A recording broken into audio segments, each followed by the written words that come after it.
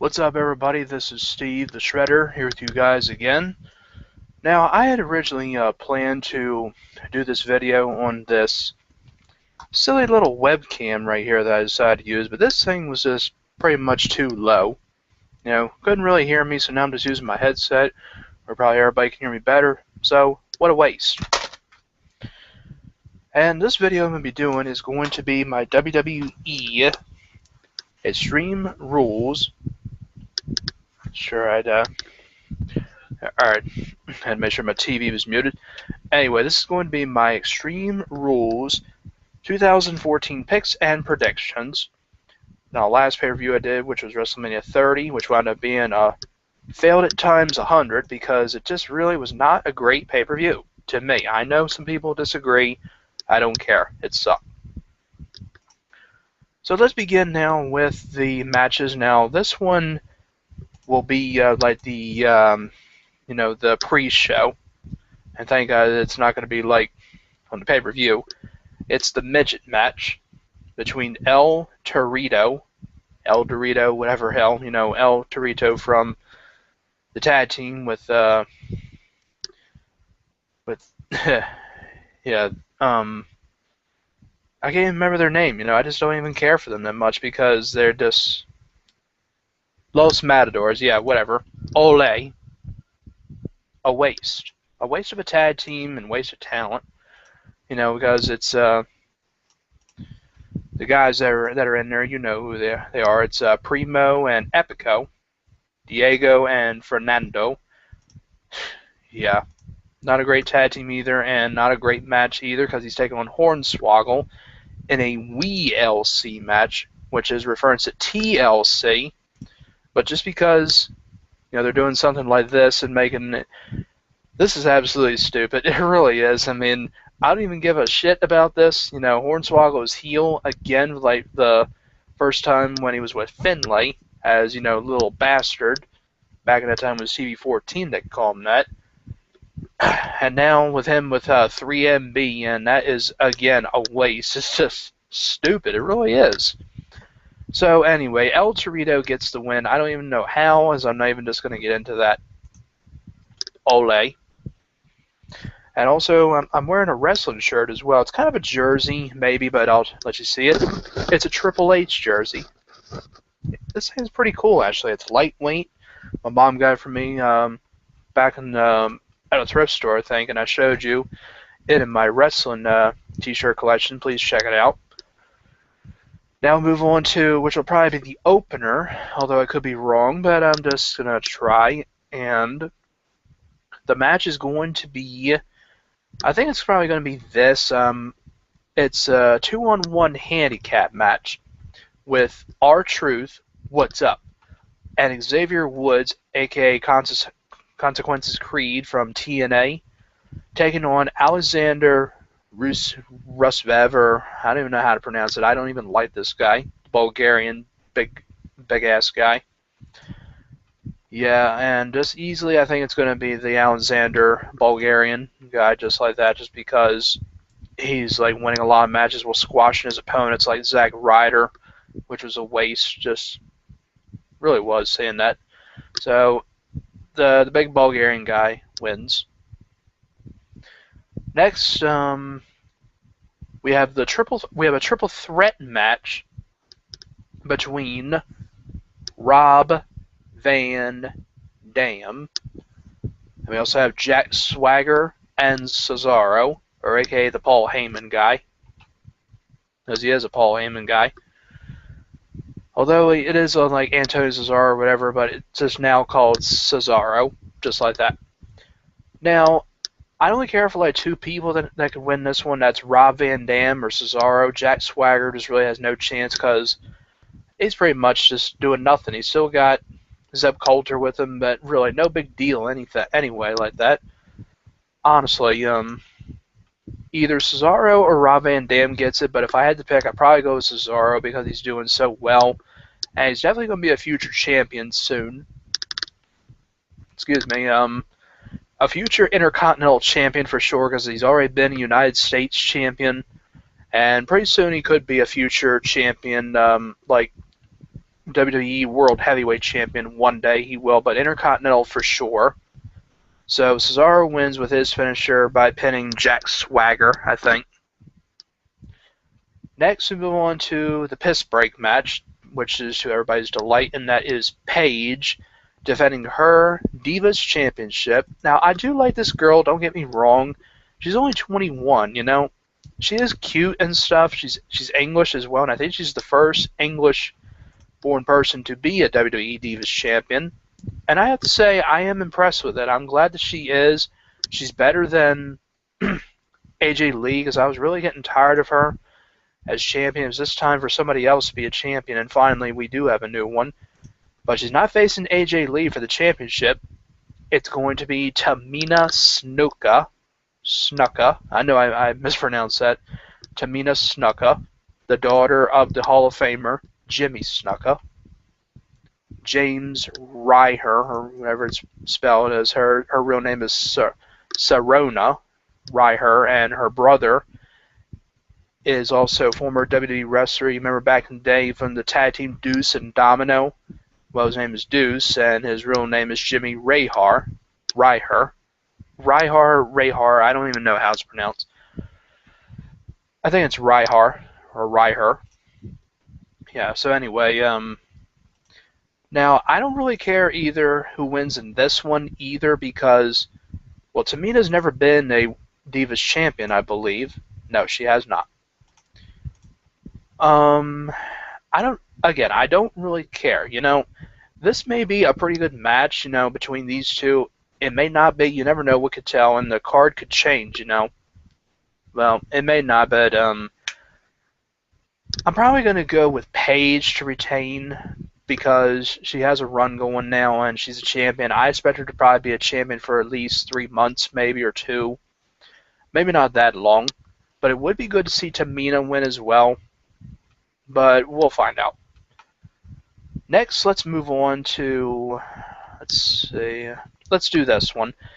The Intercontinental Championship match between the Intercontinental Champion Big E, or Big E Langston, but now it's just called Big E, taking on Bad News Barrett, or known to us as Wade Barrett. Now, Wade Barrett, who won the right to go for the Intercontinental Championship, which I'm glad he did, although I would have preferred it would have been Rob Van Dam. But don't care. Glad that's Wade Barrett. You know, people are kind of happy that he is wrestling, you know, with instead of this gimmick that he's doing where he's like banging his gavel and going like, order, order. You know, I still prefer him as Wade Barrett. I don't really, the Bad News Barrett thing is alright.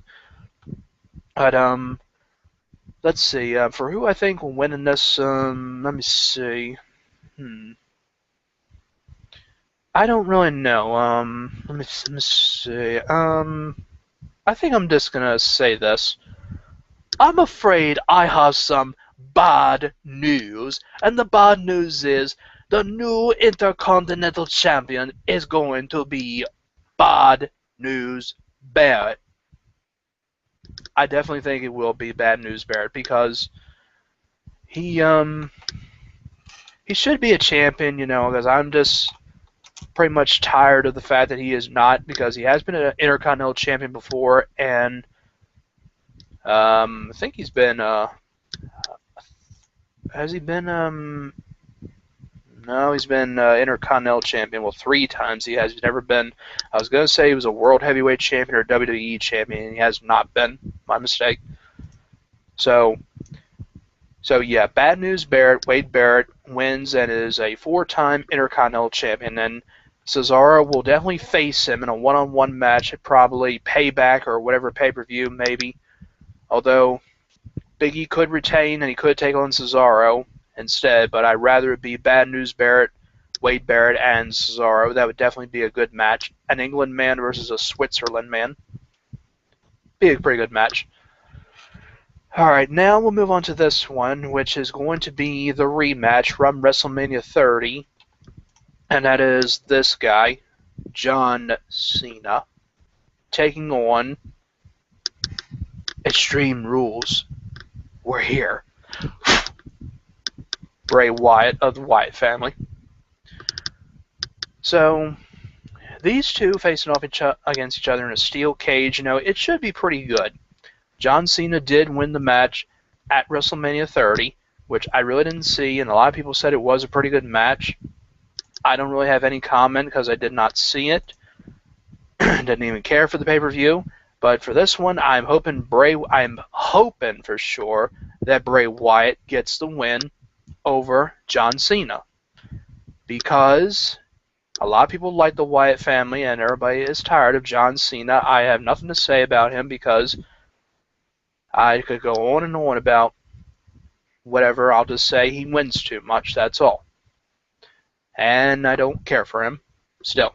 I used to care for him back in the day when he was Dr. Thugonomics, but now that he's become You Can't See Me and all this other shit, I don't care. Bray Wyatt wins, I hope, with the finishing move that he does. Can't remember it. Sorry that I don't.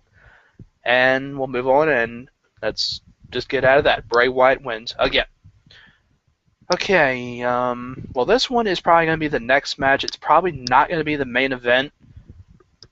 Well, it's probably going to be this one, and that is the 6-man tag team match between The Shield, Roman Reigns, Seth Rollins, and somehow still United States Champion Dean Ambrose, who never really defends it that much, only like every 1 month or something. He never defends it. He really doesn't. He just wears it around his waist like nobody even cares that he is still wearing it. Like the WWE doesn't even care about the belt anymore. All they just care about are the tag belts, the tag team championship belts, and the Intercontinental, and that's it. And Divas. It's been around a while. It's probably been around since 2002, I think, or 3. I don't know.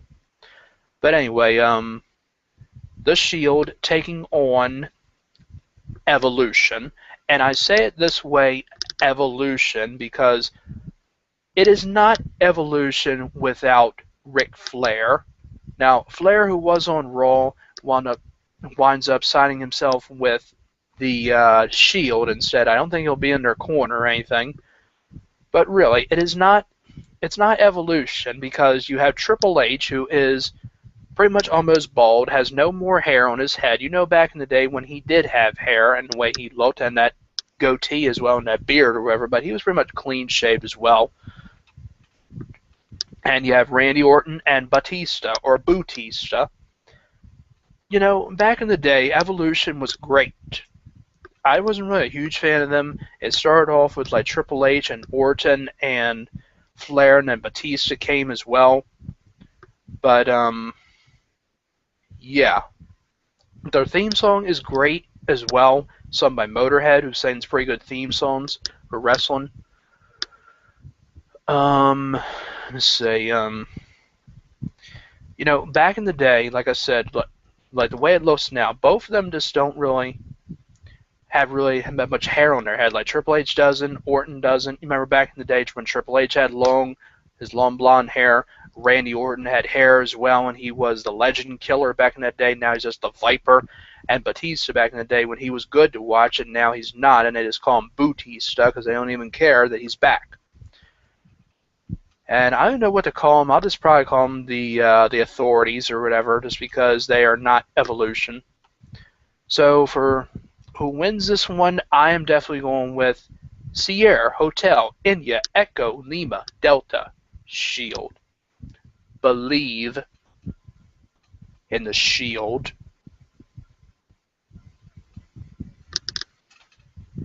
There you are. And Roman Reigns probably gets it by spearing Triple H, I'm thinking.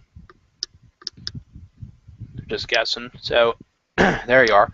And now for this one, which will probably be the main event, and that is the Extreme Rules match for the WWE World Heavyweight Championship. It's better, when they just have just one belt. If they bring back the Undisputed belt, that would be better.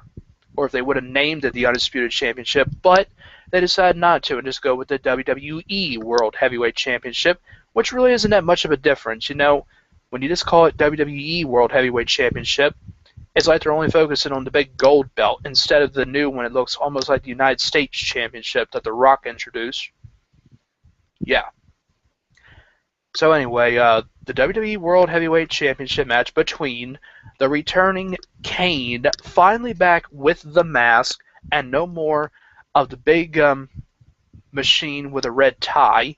We have the big red machine back, and we don't have the big machine with the red tie. Yeah, corporate Kane. It's bad for business. Kane taking on Daniel Bryan. Now, I gotta just get this out of the way. I am really not 100% with Daniel Bryan being champion. He is a good wrestler, but don't get me wrong, it's not the beard or anything that I don't like. I mean, I'm just not a big fan of him that much. I pretty much prefer the no, no, no more than the yes, yes, yes. But, that is my opinion. But I'm really sorry to admit it. But I would like to see Kane win this one, but it is unfortunately not going to happen. I just know it because I know they want Bryan to be a champion for a while, probably for, I don't really know. But I'd just rather somebody else be champion right now more than him. I mean, I wouldn't even mind if Triple H was champion, but, with his thing he's doing, his authority or COO thing, that's all he's doing, and unless CM Punk comes back one day and is champion, which I really hope happens one day. But anyway, Daniel Bryan wins with that running kick that he does to Kane, and he retains. Yes, yes, yes. And there you are. So that is my WWE Extreme Rules pay-per-view picks and predictions, and I hope you all enjoyed this. So you're welcome to comment below and tell me what you think will happen or anything like that. So I'll see you guys in more videos, so please subscribe. It is not a bad thing, it is a good thing, and I will see you all with more videos.